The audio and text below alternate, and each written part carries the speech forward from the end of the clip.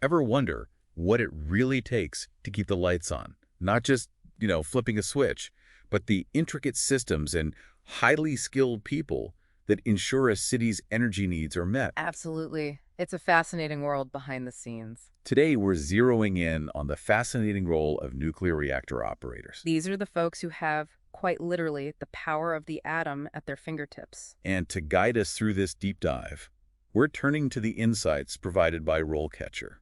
They've got this platform that goes way beyond your typical job description. Oh, it's so much more than that. RoleCatcher provides this incredibly nuanced perspective. So let's jump right in. When we talk about nuclear reactor operators, what are we really talking about? Well, most people think, okay, they control nuclear reactors, and that's true, but RoleCatcher really helps you grasp the weight of that responsibility. It's not just about pulling levers and pushing buttons, right? Not at all. It's about orchestrating this incredibly complex system. Mm-hmm. It's about understanding how every single action, every decision creates a ripple effect within that system. So it's kind of like, what would you say, conducting a very, very high-stakes orchestra. That is a fantastic analogy because instead of musical instruments, they're managing nuclear reactions. They are ensuring this consistent and, crucially, safe output of energy. So these are the people on the front lines of making sure the lights stay on. Absolutely. Their expertise is just crucial for keeping everything running the way it should. Now, let's talk about the stage where all of this takes place. What's the work environment really like for a nuclear reactor operator? I mean, is it like in the movies, all dim lighting and mystery? Not quite. RoleCatcher actually does a great job of debunking some of the myths around the work environment. Okay, so what's the reality then? Well, they highlight that these plants are, first and foremost, incredibly clean, well-lit, climate-controlled environments. Makes sense. Safety would have to be paramount, right? You've got it. The safety protocols are incredibly strict, and with good reason, given the potential hazards involved. Right, this isn't the place to cut corners. But, I mean, it can't be all smooth sailing, right? You're right, there are challenges. RoleCatcher doesn't shy away from the realities of the job either. They emphasize that shift work is a major part of it. So we're talking nights, weekends, holidays, that kind of thing. Exactly.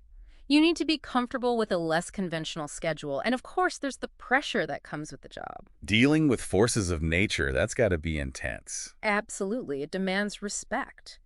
So having a calm demeanor, the ability to make those really sound judgments under pressure, those are essential qualities for a nuclear reactor operator.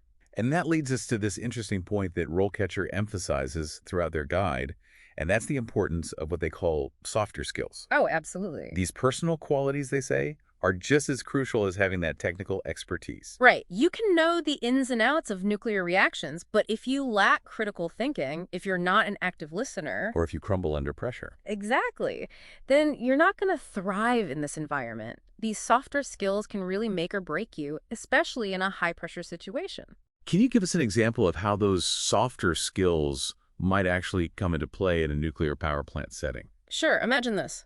There's a sudden fluctuation in the reactor's power output, completely unexpected.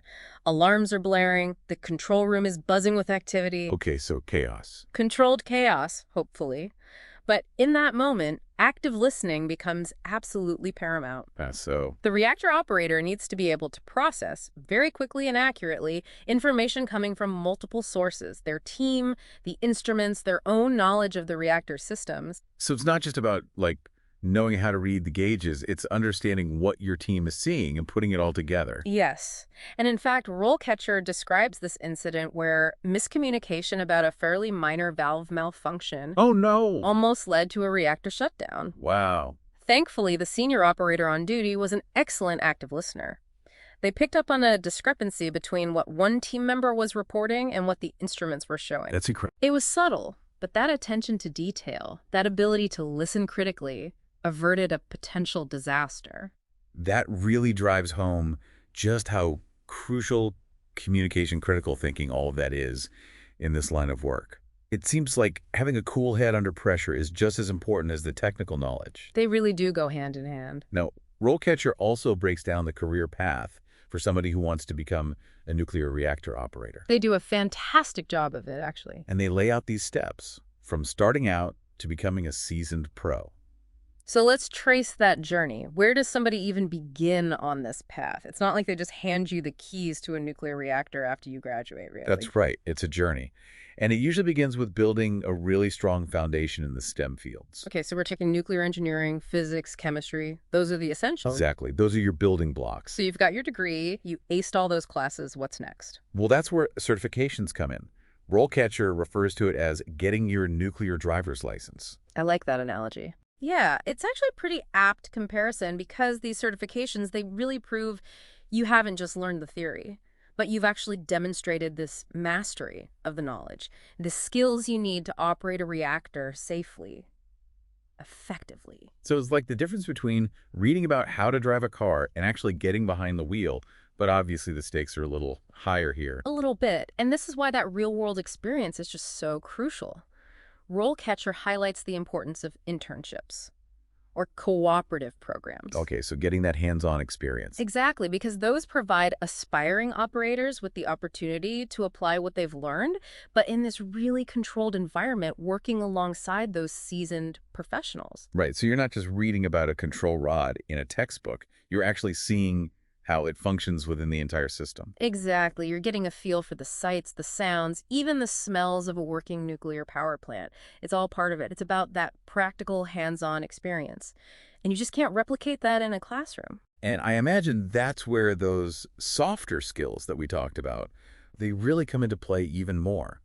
Working as a team, communicating effectively when things get stressful, thinking critically on your feet. Absolutely. You hit the nail on the head. Internships really act as this proving ground where you can hone those skills, but you're under the guidance of those experienced operators. So you have a safety net, but you're also getting that real-world experience. Exactly. It's a chance to really learn from the best, to understand the nuances of the job, to show what you're capable of.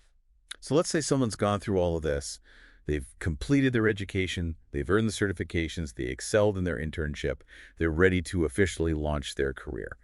What does that initial role actually look like? Well, RoleCatcher calls this the entry-level position, and it's often titled Assistant Nuclear Reactor Operator. Okay, so it's go time, but maybe not completely solo yet. That's a great way to put it. You're in the game, but still under the guidance of those more seasoned operators. Sort of like a co-pilot, you're in the cockpit, but the captain still has the final say. Exactly.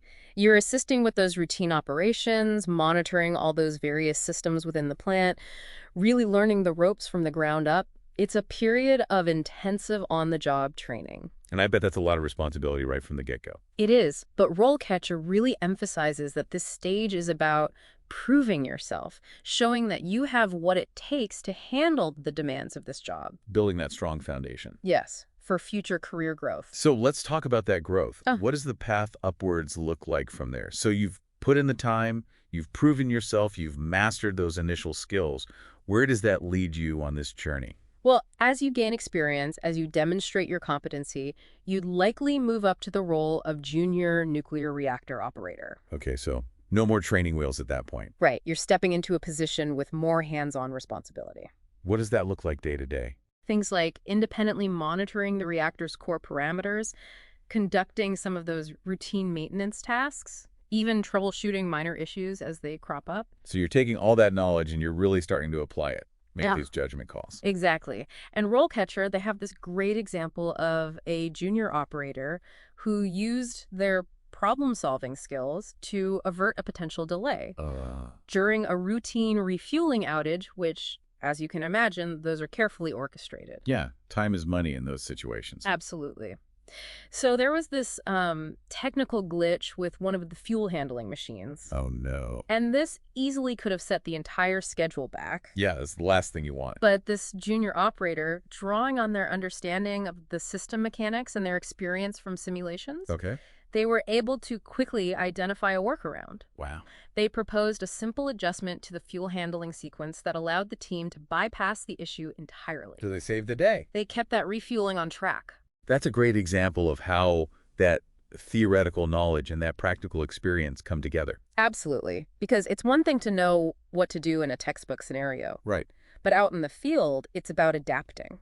solving problems in real time. Okay, so let's say you continue to excel in that junior operator role. Yeah. What's the next step up the ladder? Well, from there, you might find yourself on track to become a senior nuclear reactor operator. Okay, so now we're talking about not just playing in the orchestra, but Yeah. maybe leading the orchestra. That's a fantastic way to put it. At the senior level, you're responsible for not only the operation of that reactor, but you're also leading and mentoring a team of operators. So that means making sure everyone's up to date on procedures. Absolutely. You're maintaining those safety protocols, making sure everyone on your team is current on all the latest regulations. Right. And you're the one guiding that team, not only through those routine operations, but also through any unexpected events. So really setting that example for the entire team. Exactly. You're the captain, making sure everything runs smoothly.